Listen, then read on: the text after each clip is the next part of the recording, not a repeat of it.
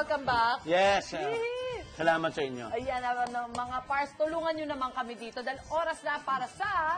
Mga eksenang hindi nahagip ng kamera. At bulong-bulungan ng mga chismosa. Always be in the know dito sa May isang aktres raw na nag-SOS na sa stylist na kanyang co-star para mabawasan ang pagdurusa niya during their tapings together. Bakit? Ikakwento sa atin ni Mars Suzy as the actress at si Pars Luke naman as the stylist.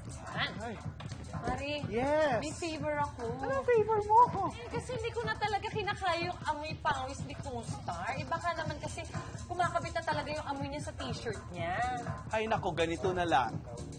Pag nag-cut out kayo, papalitan ko yung damit niya, yung sinuot niya. Kunwari naka-v-neck siya. Oh. Marami akong v-neck na dadalhin. Siguro mga 20.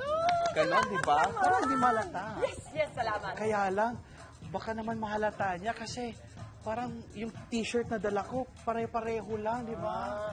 Naku, hindi niya na yung mahalata, no? Hindi niya nga nahahalata pag gumagawa ako ng stink face. Eh. Pag gumaganto ako, hindi naman niya nakikita. And cut! Ah! Sino si actress? Hindi niya na-kinary. Kaya buntis to, kaya sensitive. Pwede, Mars. Ay, Matagal na notorious. yan. Talaga. Kilala mo na, yung babae. Your Matagal na problema. Ano yung Asian? Asian Oo. Oh. Parang pinsan na, malapit na kamag-anak nila, Jackie Chan yan. Oo nga, correct. Ay. Dati kasi ang problema niya iba, ngayon nandito na. Makalan. Grabe yung Hanggang sa, paano kumalat? Baka gumagano siya. Grabe tayo sa kanya.